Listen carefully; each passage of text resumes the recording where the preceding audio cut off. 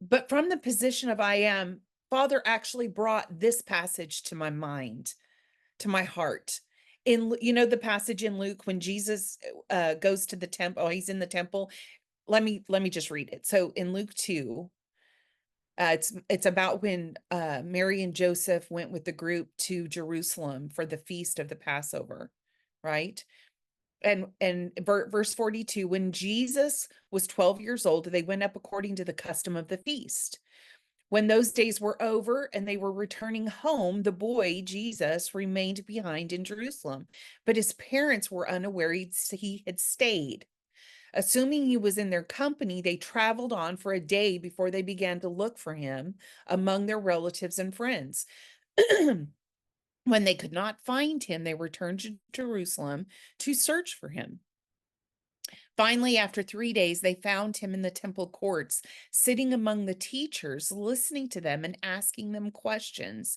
And all who heard him were astounded at his understanding and his answers. Now, let me stop right there.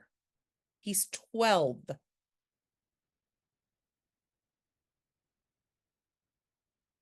He's 12. Now, because of the way we've been taught in Christianity, there is a subconscious or even an unconscious perspective or framework. Well, that of course he did, because he's God, even though he's 12, right? But that's not it. Christ, Yeshua, is not the exception. He is the framework of our identity. He's the very picture of our identity.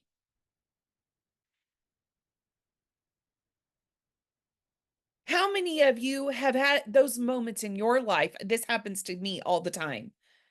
And I mean, I'm serious, I'm not exaggerating.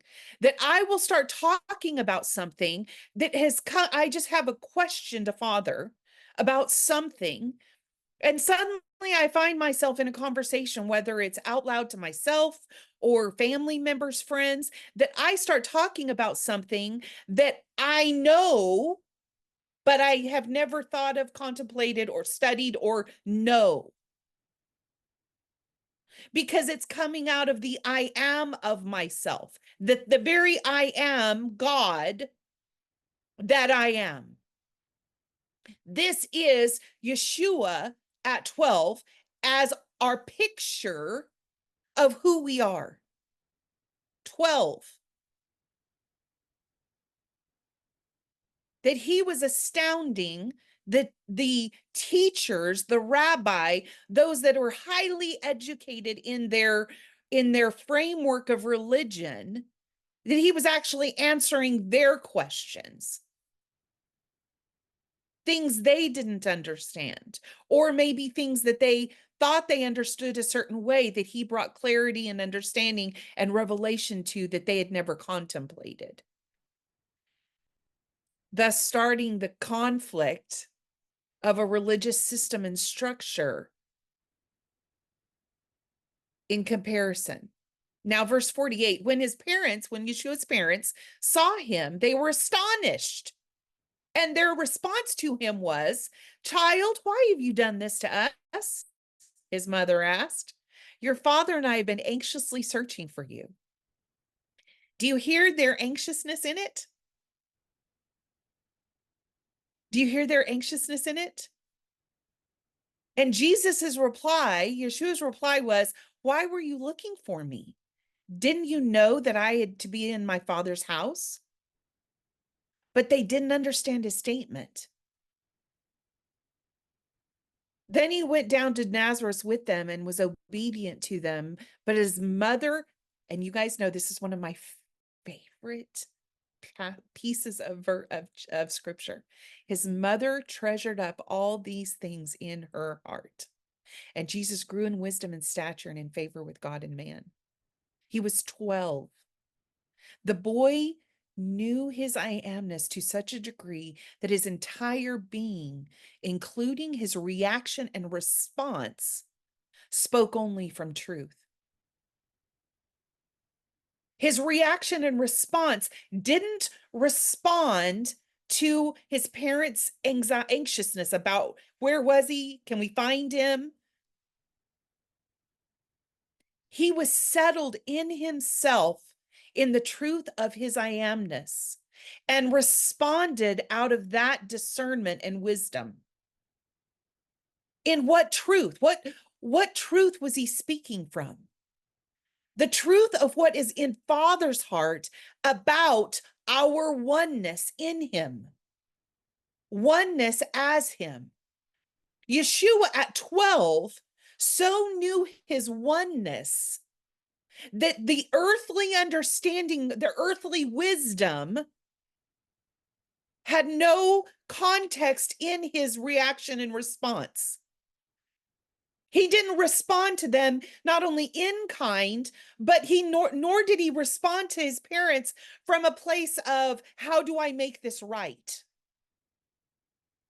How do I correct this? Oh my gosh, I made my parents anxious.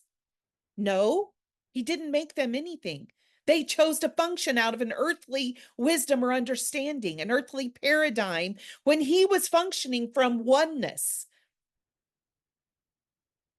and was totally confident, secure, settled within himself to function from that place only. Can I say it like this? He functioned, pardon me, from the wisdom above, from the wisdom of Father's heart that is contained only, found only in oneness. When you and I live from that place of oneness, Yeshua's heart never agreed with any statement or position of earthly wisdom, becoming anything. He already was. He so understood and knew that he was God in flesh form in the earth, that unless something was responding to him or reacting to him out of that awareness and understanding, he didn't respond to it in kind other than from oneness.